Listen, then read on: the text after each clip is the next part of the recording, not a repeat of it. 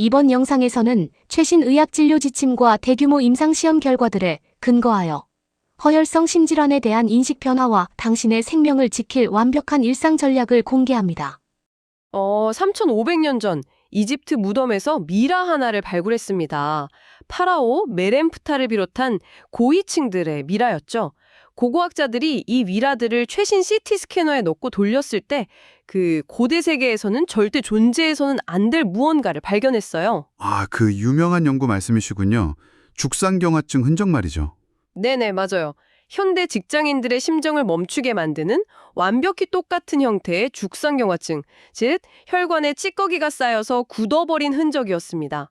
청취자 여러분, 우리는 흔히 심장병을 막 패스트푸드나 극심한 스트레스, 운동 부족이 만들어낸 현대인의 저주라고 생각하잖아요. 그렇죠. 다들 그렇게 알고 계시죠. 근데 고대 이집트의 파라오조차 이 질환을 앓고 있었다면 우리는 이 병의 본질을 완전히 오해하고 있는 것 아닐까요? 오늘 우리가 파헤쳐볼 자료들은 바로 전 세계 사망 원인 1위 허혈성 심질환의 모든 것을 담고 있습니다. 와, 정말 시작부터 우리의 직관을 완전히 산산조각 내는 사실이네요. 오늘 우리가 분석할 자료 더미에는 그 2024년, 2025년에 발표된 최신 미국 심장학회와 유럽 심장학회 가이드라인, 그리고 의학계의 교리를 뒤바꾼 최근 5년간의 대규모 무작위 대주 시험, 즉 RCT 결과들이 싹 다 포함되어 있습니다. 네, 오늘 분석의 미션은 단순히 심장 혈관이 막혔다는 수준의 뻔한 이야기를 하려는 게 아니죠. 맞습니다. 이 질환이 세포 수준에서 도대체 어떻게 작동하는지, 또 과거의 의사들은 보이지도 않는 혈관을 어떻게 추적했는지, 그리고 가장 중요한 최신 과학이 제안하는 완벽한 일상 방어 전략이 무엇인지, 그 인과의 사슬을 쫙 연결해 볼 겁니다. 좋습니다. 그럼 그 사슬의 첫 번째 고리부터 살펴볼까요? 우리가 흔히 허혈, 그러니까 심장에 피가 부족하다고 할 때 이게 단순히 파이프에 녹이 슬어서 물이 덜 흐르는 배관 문제로 생각하기 쉽잖아요. 네, 대부분 그렇게 비유하죠. 파이프로 막혔다 이렇게요. 근데 자료들을 보면 의학계에서는 이걸 배관 문제가 아니라 대사부전이라고 부르더라고요. 이 차이가 정확히 뭔가요? 그게 배관 문제라는 건 너무 물리적인 접근이거든요. 세포의 입장에서 봐야 합니다. 심장 근육은 우리 몸에서 단 1초도 쉬지 않고 뛰는 가장 혹독한 노동자잖아요. 그러니까 엄청난 산소랑 영양분을 요구하죠. 아, 끊임없이 에너지를 써야 하니까요. 그렇죠. 그래서 허혈성 심질환은 단순히 피가 덜 가는 게 아니라 이 심장 근육의 엄청난 요구량과 실제 공급량 사이의 밸런스가 완전히 붕괴되면서 세포가 말 그대로 질식해가는 대사부전 상태인 겁니다. 여기서 중요한 건 이 질환이 크게 두 가지의 완전히 다른 얼굴을 가지고 있다는 거예요. 완전히 다른 얼굴이요? 어떻게 다르죠? 첫 번째는 만성 관동맥 증후군입니다. 우리가 흔히 아는 안정형 협심증이죠. 혈관 내벽에 수십 년간 지질이랑 염증 세포가 쌓여서 단단하게 굳어진 고정된 찌꺼기, 즉 죽상경화반이 원인이에요. 평소엔 피가 어찌어찌 통과하리까 증상이 없거든요. 평소에는 괜찮다는 거군요. 네, 근데 계단을 오르거나 막 화가 나서 심장이 빨리 뛰어야 할 때 좁아진 길로 피를 더 보낼 수가 없으니까 그때 가슴을 쥐어짜는 흉통이 오는 겁니다. 아, 그러니까 안정형 협심증은 비유하자면 약간 낡은 연료 펌프를 단 자동차 같은 거네요. 시속 30km로 달릴 때 문제가 없는데 고속도로에서 100km로 밟으려고 하면 연료 공급이 안 돼서 엔진이 덜컥거리는 거군요. 오, 정확합니다. 그 엔진의 덜컥거림이 바로 흉통인 거죠. 근데 두 번째 얼굴인 급성 관동맥 증후군은 이야기가 전혀 다릅니다. 불안정형 협심증이나 급성 심근경색이 여기에 속하는데요. 혈관벽에 생긴 찌꺼기가 겉이 아주 얇고 취약한 캡으로 덮여있는 상태를 상상해 보세요. 네, 살짝만 건드려도 터질 것 같은 느낌이네요. 맞아요. 이걸 취약 죽상경화반이라고 부르는데 어느 순간 염증이나 혈류의 압력 때문에 이 얇은 막이 갑자기 찢어지거나 터져버립니다. 아니, 잠깐만요. 굳어있던 찌꺼기가 갑자기 터진다고요? 네. 터지면 그 내부의 끈적한 지질과 염증 물질이 혈액이랑 쏟아지듯 만나게 되잖아요. 그럼 우리 몸은 이걸 엄청난 출혈 상황으로 오해하고 순식간에 끼떡, 즉 혈전을 만들어냅니다. 이 혈전이 좁아진 혈관을 1초 만에 완전히 100% 틀어막아 버려요. 이게 바로 심근경색입니다. 와, 낡은 연료 펌프 수준이 아니라 그냥 연료통에 있던 폭탄이 갑자기 터져서 파이프 자체를 콘크리트로 부어버리는 시한폭탄이군요. 네. 피가 완전히 차단돼서 심장 근육세포들이 바깥쪽부터 안쪽까지 전층으로 괴사하기 시작하는 ST 분절 상승 심근경색, 그 스테마이가 발생하면 그때부터는 정말 1분 1초가 환자의 상사를 가르는 초응급 상황이 되는 겁니다. 여기서 진짜 궁금한 게 하나 있는데요. 지금이야 환자가 쓰러지면 병원에서 바로 CT도 찍고 심초음파도 보면서 혈관 상태를 눈으로 다 확인하잖아요. 근데 과거에는 도대체 이 보이지도 않는 가슴속 심장에서 폭탄이 터졌다는 걸 어떻게 알아낸 겁니까? 사실 몰랐습니다. 1768년에 영국의 윌리엄 해버덴이 가슴을 짓누르는 듯한 이 통증을 협심증이라고 처음 묘사하긴 했거든요. 근데 그때만 해도 이 병의 정체는 미스테리였어요. 누군가 가슴을 부여잡고 쓰러지면 사람들은 그냥 심장마비구나, 즉 즉각적이고 피할 수 없는 사형 선고라고만 생각했습니다. 막힌 혈관을 어떻게 고쳐본다는 생각조차 못했던 시대였군요. 아예 불가능하다고 믿었죠. 그냥 운명이 다해서 돌연사하는 병이라고 치부했던 겁니다. 근데 이 절망적인 인식을 완전히 뒤집은 역사적인 통찰이 1912년에 등장해요. 제임스 헤릭이라는 의사가 동물 실험이랑 초기 형태의 심전도를 통해서 엄청난 사실을 증명해냅니다. 어떤 사실이죠? 심근경색이 즉사하는 병이 아니라 막힌 혈관 주변으로 다른 미세 혈관들이 우회로를 만들 시간을 좀 벌어주면 생존 가능한 질환이라는 걸 밝혀낸 겁니다. 심지어 심장 근육의 손상이 가역적일 수도 있다는 가능성까지 제시했어요. 와, 대단하네요. 에인트호벤이 발명한 심전도라는 무기가 있었기에 가능했던 발견이군요. 전기 신호를 그래프로 그리는 그 심전도가 심장병을 관리 가능한 영역으로 끌어내린 거네요. 네, 맞습니다. 엄청난 도약이었죠. 하지만 그래프는 결국 간접적인 단서잖아요. 의사들이 막힌 혈관을 직접 눈으로 보고 물리적으로 뚫기 시작한 건 언제부턴가요? 그건 1958년 메이슨 소네스라는 의사가 만들어낸 믿을 수 없는 사고에서 시작됩니다. 대동맥 판막을 검사하려고 넣은 카테터가 우연히 정말 실수로 우관상 동맥으로 쑥 미끄러져 들어가 버렸어요. 그리고 거기에 조영제가 직접 주입된 겁니다. 헉, 그거 위험한 거 아니에요? 완전 위험하죠. 당시 의학계에선 심장혈관에 조영제를 직접 쏘면 심장이 부르르 떨다가 멈춰버리는 치명적인 심실세동이 올 거라고 확신하고 있었거든요. 세상에, 대형 의료사고가 날 뻔한 상황이었네요. 환자는 어떻게 됐나요? 놀랍게도 환자는 아무렇지 않았습니다. 그리고 모니터 화면에는 심장을 감싸고 있는 관상동맥의 좁아진 구조가 나뭇가지처럼 아주 선명하게 나타난 거예요. 이 우연한 실수 덕분에 인류는 처음으로 심장혈관의 내부를 실시간으로 들여다보는 관상동맥 조영술을 손에 넣게 된 거죠. 이야, 막힌 곳이 눈앞에 선명하게 보이면 의사들의 다음 행동은 뻔하겠네요. 당장 그걸 뚫어버리고 싶었겠죠. 파이프가 막혔으면 뚫는 게 상식이니까요. 정확히 그 방향으로 의학이 폭발적으로 발전했습니다.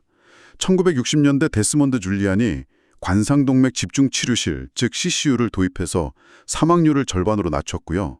곧이어 좁아진 혈관을 물리적으로 넓혀주는 스텐트 시술과 막힌 길을 우회하는 관상동맥 우회술의 시대가 활짝 열렸죠. 막힌 곳을 찾아내서 무조건 뚫는다. 이게 수십 년간 의학계를 지배한 교리였군요. 네, 절대적인 상식이었죠. 전문가님께서 지금 상식이었다고 과거형으로 표현하시는 걸 보니까 최근에 그 믿음이 무언가에 의해 산산조각 났다는 뜻으로 들리는데요.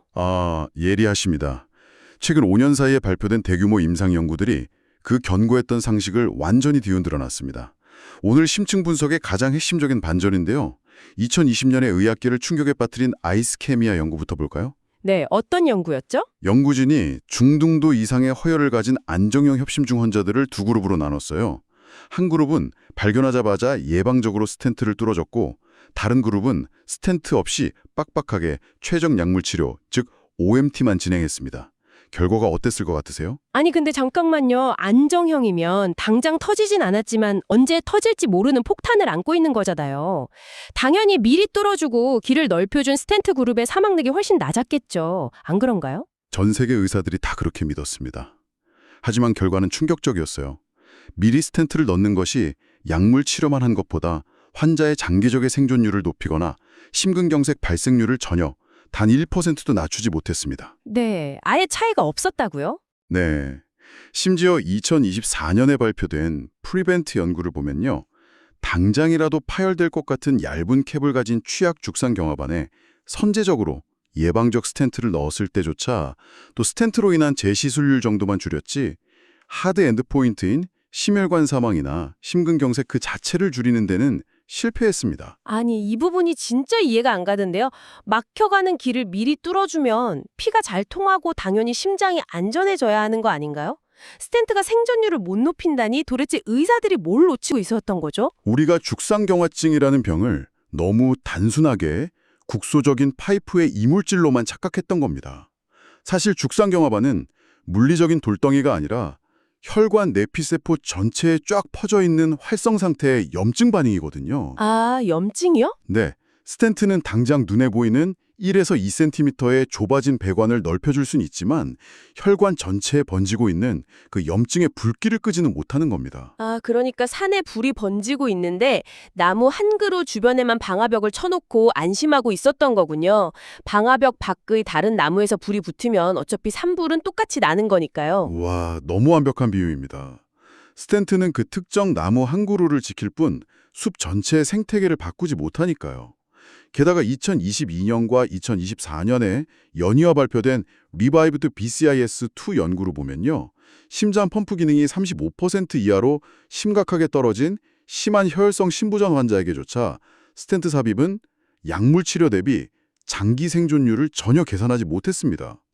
무조건 뚫는 게 정답이 아니라는 게 명백해진 거죠. 세상에, 그렇다면 스텐트는 이제 완전히 퇴물인 건가요? 아, 절대 아닙니다.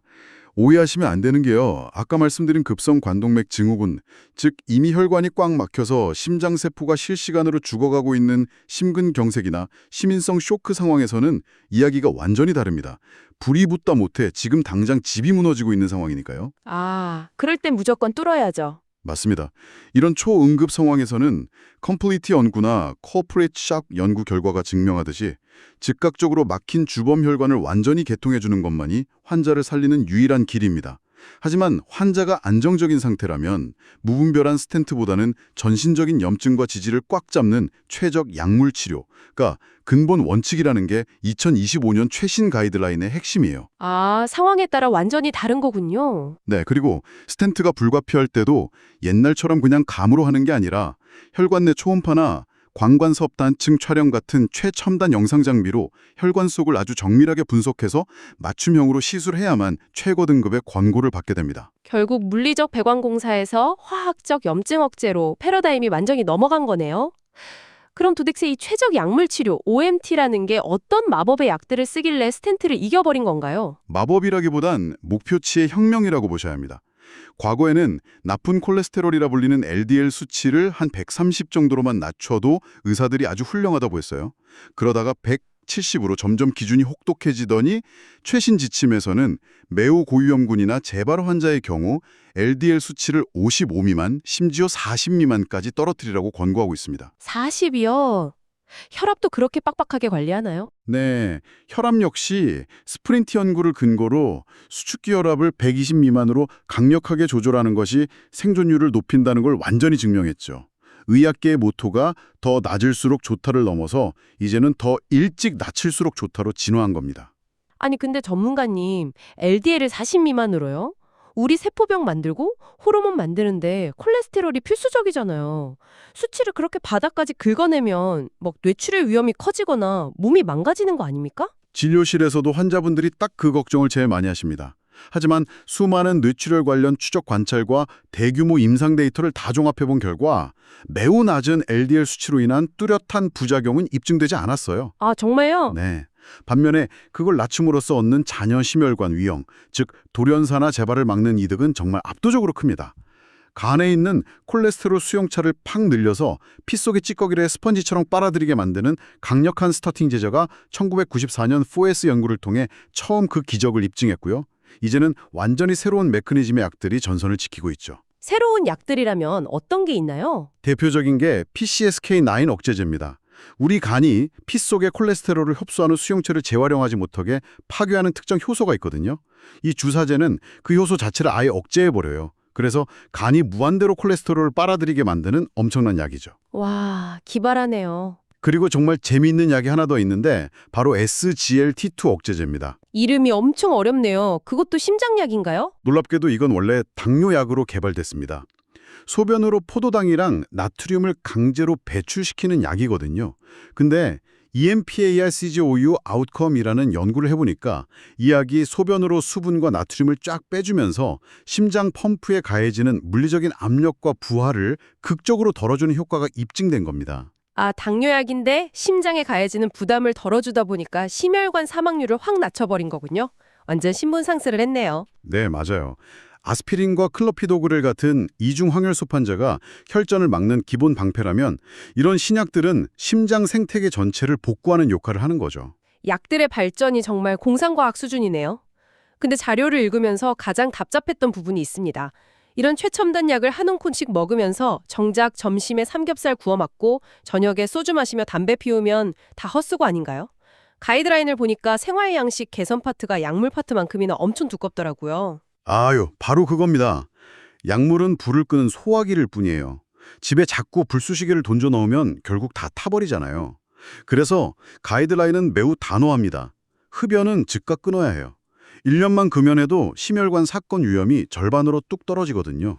1년만 참아도 절반이나요? 식단은요? 식단은 지중해식 식단이나 대시 식단을 통해서 포화지방과 나트륨을 극도로 제한해야 합니다. 음주 역시 심방세동과 혈압 상승의 직접적인 원인이 되니까 허혈성 심질환 환자는 철저히 금주하거나 엄격하게 제한해야 하고요. 식단, 담배, 술은 모두 듣던 얘기니까 이해합니다. 근데 커피는 어떤가요? 저 같은 현대인들에겐 커피 없는 삶은 지옥이거든요. 커피 마시면 막 심장 두근거리게 하니까 심장병 환자는 절대 마시면 안 되는 건가요? 이 부분이 가이드라인에서 가장 흥미로운 디테일 중 하나인데요. 안심하셔도 좋습니다. 수많은 전향적 코호트 연구에 따르면 하루 1잔에서 3잔 정도의 적당한 커피는 커피콩에 포함된 폴리페놀 같은 항염증 물질 덕분에 오히려 심부전 위험을 낮추고 총 심혈관 사망률을 감소시키는 J커브 양상을 보입니다. 다행이네요. 아예 안 마시는 사람보다 적당히 마시는 사람의 심장 예후가 더 좋다는 거군요. 네, 하지만 아주 치명적인 조건이 하나 붙습니다. 치명적인 조건이요? 뭐 무조건 디카페인이어야 하나요? 아닙니다. 카페인 유무가 아니라 추출 방식의 문제예요. 반드시 종이 필터로 여과된 커피여야 합니다. 여과요? 그럼 제가 매일 아침 에스프레소 머신으로 쫙 뽑아 먹는 크레마 가득한 커피나 프렌치 프레스로 내린 커피는 안 된다는 건가요? 네, 안 됩니다. 커피콩에는 카페스톨 같은 디테러펜 계열의 화합물이 들어있거든요.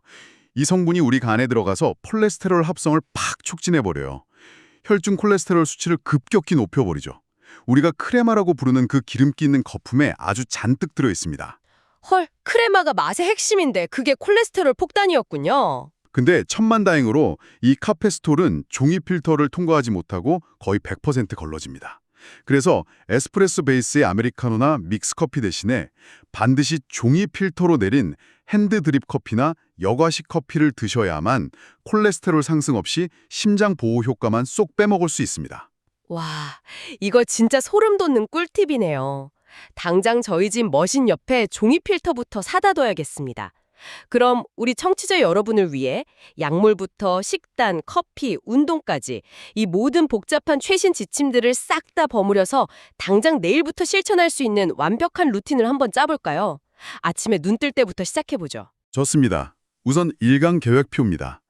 오전 7시에 기상하자마자 처방받은 아스피린, P2Y12 억제제, 스타팅 등의 심장약을 정시에 꼬박꼬박 복용합니다. 특히 스텐트 넣으신 분들은 항혈소 판제를 속이 좀 쓰리다고 임의로 중단하시면 혈전이 확 생겨서 바로 심장마비가 올 수 있으니까 절대 금물이에요. 네, 약은 절대 맘대로 끊지 않기. 그 다음은요? 오전 8시에는 고섬유질과 저포화지방으로 구성된 귀리나 통곡물, 과일 위주의 아침 식사를 드시고요. 그럼 대망의 오전 10시에는 방금 배운 대로 종이 필터로 쫙 걸러낸 블랙커피를 딱 한 잔 마시면서 폴리페놀을 충전하면 되겠네요. 점심 이후 일정은 어떻게 되나요? 낮 12시 30분에는 생선이나 닭가슴살 위주의 저나트륨 점심을 드시고 밥 먹고 나서 식후 땡 담배 절대 안 됩니다. 금연 꼭 유지하시고요. 담배는 절대 안 되죠. 네, 그리고 오후 3시쯤 업무 스트레스가 막 최고조에 달할 때 자리에서 한 15분간 복식 호흡이나 명상을 하세요. 이게 그냥 단순한 휴식이 아닙니다. 교감신경을 물리적으로 쫙 안정시켜서 혈압을 낮추고 심장 발작 위험을 직접적으로 줄여주거든요. 오, 명상이 처방전의 일부군요. 저녁은요? 저녁 6시에는 술 없는, 음주 없는 식사를 마친 후에 오후 7시 30분에 40분 정도 땀이 약간 날 정도의 중강도 유산소 운동, 즉 빠르게 걷기나 자전거 타기를 합니다. 아니, 근데 전문가님, 스텐트를 넣었거나 협심증이 심하신 분들이 이렇게 막숨차게 운동해도 되나요? 좀 위험하지 않나요? 아주 예리한 질문입니다. 중증 환자라 갑자기 격렬한 등산이나 무거운 웨이트 트레이닝을 하면 오히려 심근경색이 유발될 수 있거든요. 그래서 초기에는 병원의 심장 재활 프로그램에 꼭 참여해서 의료진의 심전도 모니터링하에 내 심장의 안전한 한계치를 먼저 확인하셔야 해요. 그 다음 단계 점진적으로 강도를 올려야 합니다. 혼자 무리하면 안 되겠네요. 네, 그리고 운동 중에 흉통이 조금이라도 느껴지면 즉시 멈추고 휴식을 취하는 것도 철칙이고요.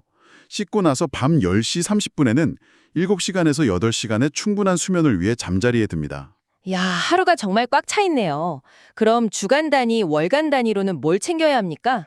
주간 계획표로는 유산소 운동을 주 5회 150분 잘 채웠는지 점검하시고 주 1회 아침 공복에 반드시 체중을 재보세요. 살찌는 건가요? 다이어트 목적도 있지만 갑자기 체중이 늘면 이게 살이 찐 게 아니라 신부전으로 인해 몸에 물이 차는 부종일 수 있거든요.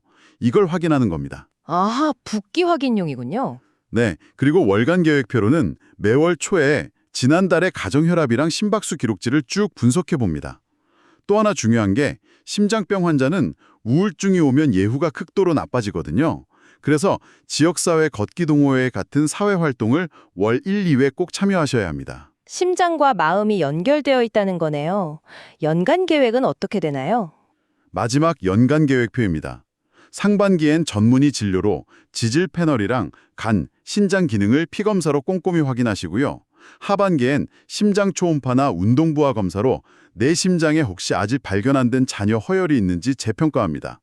아, 가을에 독감이랑 폐렴구균 백신 맞는 것도 완전 필수예요. 백신은 왜요? 호흡기 질환이잖아요. 감염으로 인한 전신염증이 심혈관 사건, 즉 폭탄이 터지는 방아쇠가 되거든요. 와, 매일 약 먹고 식단 조절하고 심장 재활하고 백신까지 챙기고 환자 입장에선 정말 평생 지속해야 하는 외로운 전투 같네요.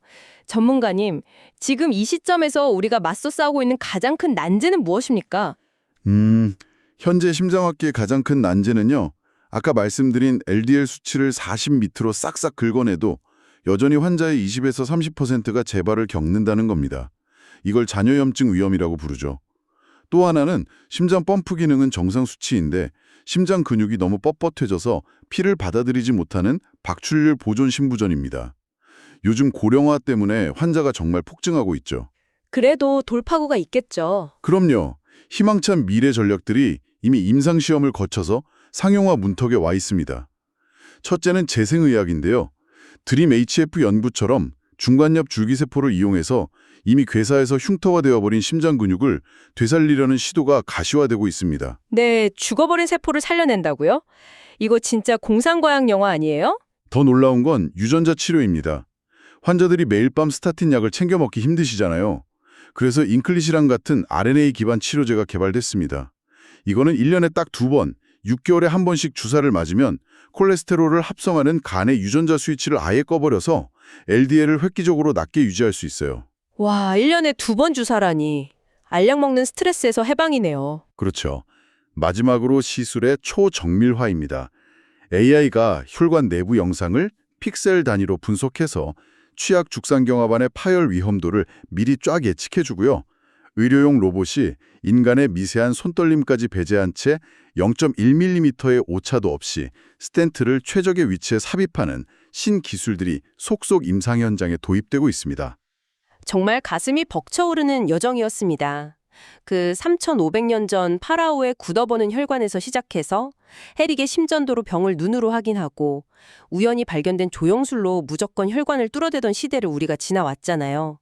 그리고 이제는 수만 명의 환자를 추적한 아이스키미아, 프리벤트, 스프린트 같은 연구들을 통해서 이 질병의 본질이 전신적인 염증임을 깨닫고 1년에 2번 맞는 유전자 치료와 로봇 시술까지 진화해왔네요. 네, 맞습니다. 심장병을 대하는 우리의 철학 자체가 막힌 곳만 물리적으로 고치는 배관공에서 전신의 염증과 대사를 다스리는 생태학자로 완전히 성숙해진 것이죠. 청취자 여러분, 오늘 우리는 심장으로 가는 피가 멈추는 이 무서운 현상을 최신 가이드라인과 분자생물학의 언어로 해부해 보았습니다. 하지만 조금 전 우리가 함께 세운 생활 계획표를 다시 한번 들여다보게 되네요. 숨가쁜 업무 중에 잠시 눈을 감고 호흡을 가다듬는 15분의 명상, 퇴근 후 스마트폰을 내려놓고 가볍게 땀을 흘리며 걷는 40분의 시간, 그리고 기름진 크레마 대신 종이 필터로 정성스레 한 방울씩 걸러낸 맑은 커피 한 잔의 여유. 듣기만 해도 참 평온해지네요.